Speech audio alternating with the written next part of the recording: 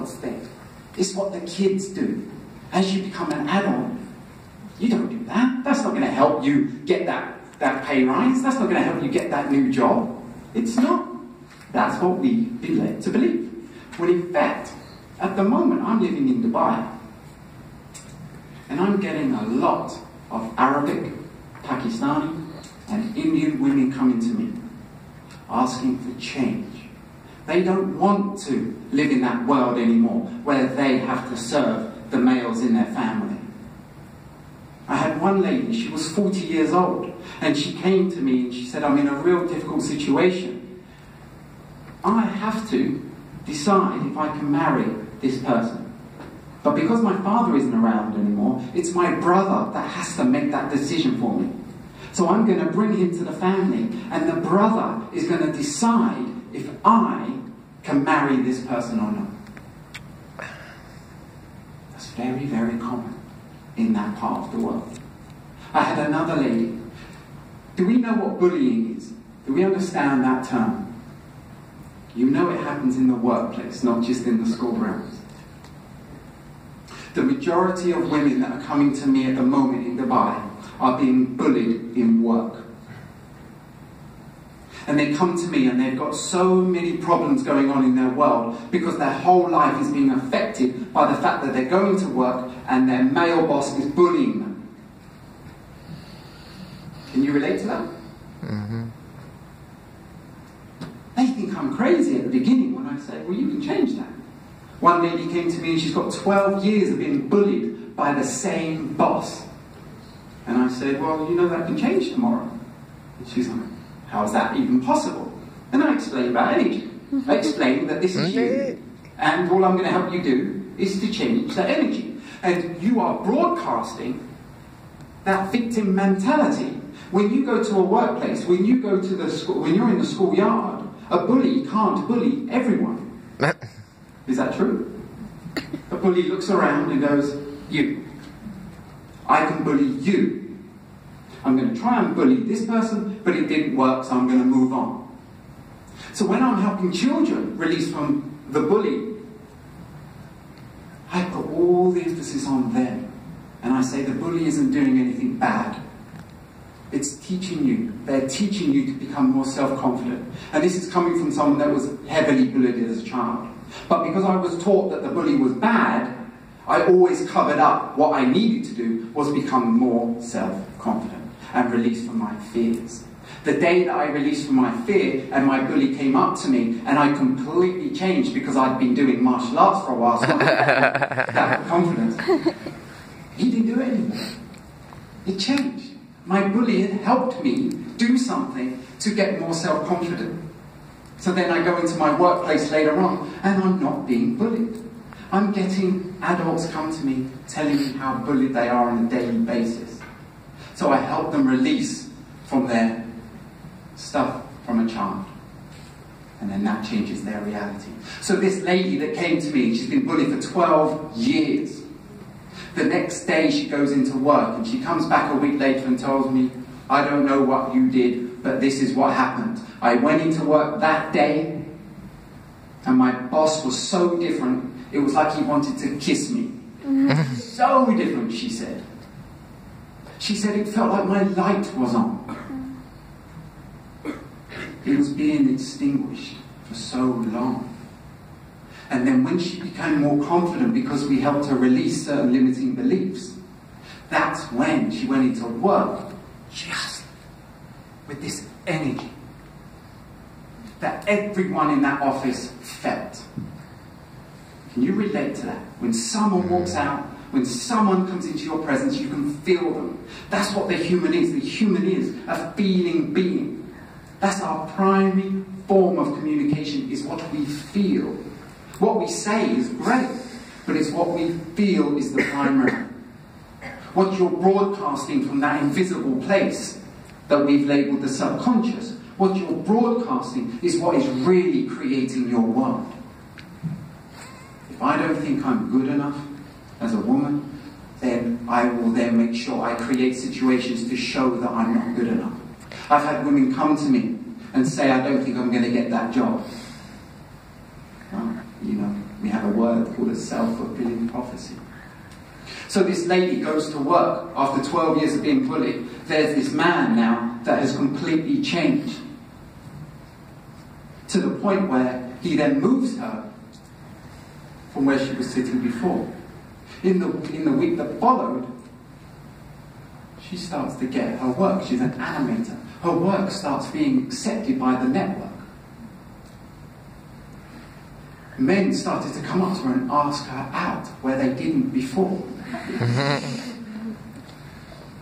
Her whole life was changing because she changed. All the time before, she was trying to change her external world. At the moment she changed, her external world changed. When you change, you just observe the change around you. And so long as you're in that learning mindset, you will learn from what you're creating.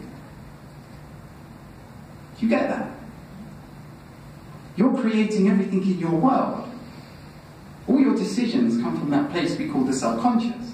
To find out what your subconscious is playing, look at your world.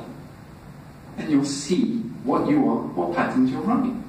When you're in that learning framework, you start to learn more from your environment and make decisions based on that, rather than, poor me.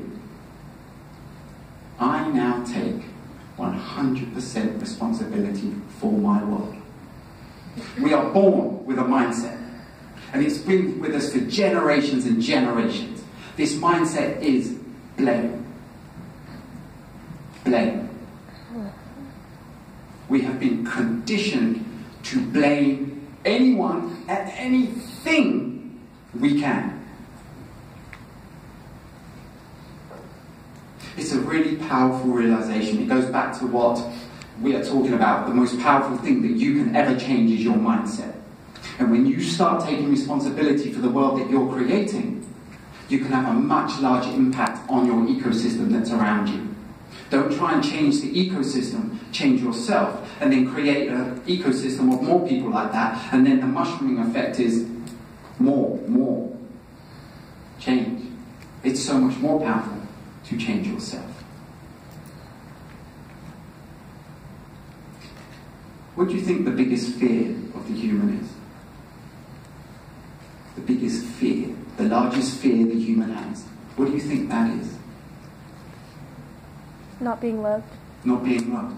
Anyone else? Disappointment. Disappointment. Anything else? Rejection. Rejection. Death. These are all very common. How about the fear of being wrong? Yeah. Thank you. That's what my brain was thinking. I know that.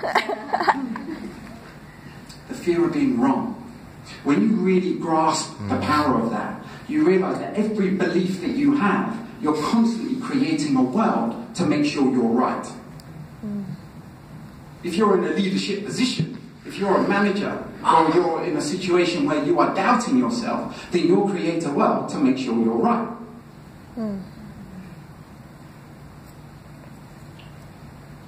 When we get to the point where we transition from this mindset, which is all about blame, and it's a journey, I believe, to this mindset where we start taking responsibility. When you start taking responsibility and 100% responsibility for your part in the creation, your world changes. Now, I've been doing this for years. I'm used to hearing people come to me with impossible scenarios. And I'm used to them coming back to me later on and saying, well, that was weird. It all changed. I've had people change in my room, and their mother has changed in Portugal. Does that sound crazy? No. When you start to understand how connected we are, and I think we have to get to that point where we understand we are all connected, that everything on this planet is connected, then you start to realize the power of yourself. You start to realize what you're thinking, what you're doing, isn't just impacting you and your close family. It's impacting absolutely everyone on this planet. And then when you change, you have the power to make change. somewhere else. It starts with taking responsibility for the world that you're creating. We are all co-creating. We are all co-creating. But for you to learn and for you to change as much as you can, you must take 100% responsibility for your part. If you're being bullied in work or in the schoolyard, you ask yourself, what do I need to change? What do I need to change? And I can assure you, you will watch that person change. So this can sound crazy because we're so conditioned to blame. Because we're so conditioned to blame, it can sound crazy to start taking responsibility. So I had a lady who said that to me. That is insane. You're telling me that my boss, another boss, is bullying me and it's my fault. I said, yeah, because that's my standard answer to anyone who tells me they have an issue in their life. Yes, it is. So I said to her, look, just do this for me. When he's bullying you, just ask yourself, why am I creating this? In your head, just ask yourself, why am I creating this? And she said, okay, I'm going to go and do that. A few weeks later, she comes back and tells me what happened. So there she is, she's with her boss, the boss is having a go at her, and she's sitting down and she's going, and he's still going, because he doesn't know what she's thinking. Normally, there he is, angry, and there she is, angry. And they feed each other, so it amplifies the anger. So they land up having an argument and nothing gets achieved. So she's feeding his stuff. So just by her breaking that energy, she said it was amazing to see how he changed. She didn't even get an answer as to why she's creating this. But she's sitting there thinking, why am I creating this? She's not feeding the energy anymore. This is what she's doing. Why did I create that? And then he calms him down. 3 days later, she got the answer. So you don't have to get the answer straight away. And that's the way creativity works. Creativity is beautiful because it's all about timing. Don't force it. You can have a break for 5 minutes, you can have a break for 3 days, and then the answer can come around. Just like that. Can everyone close their eyes, please?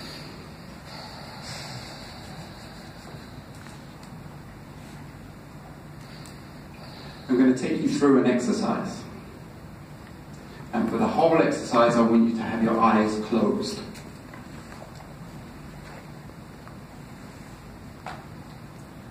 There is a difference between visualization and imagination. Visualization is something that you create in your mind because you think that is the thing you should be thinking of. If you want to be successful, then you can visualize yourself in a Ferrari. But do you really want the Ferrari? Not really. You just want to show the world how successful you are. Your imagination will show you what really you want.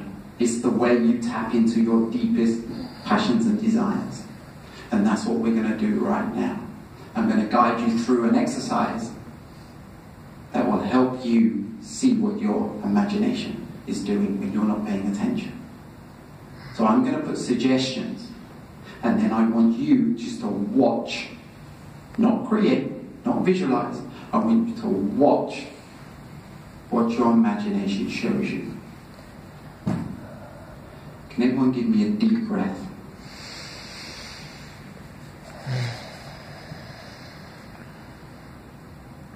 I want you to find yourself in a forest. Explore the forest in any way you like. The definition of imagination is that it is limitless. So just explore that forest.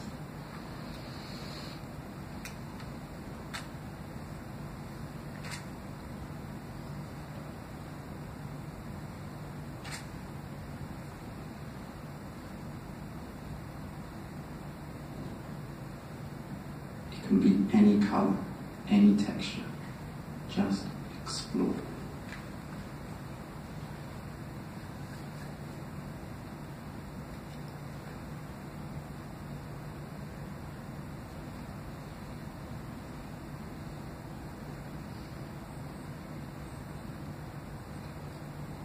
in the distance, there is a clearing with a river, and I want you to make your way towards that.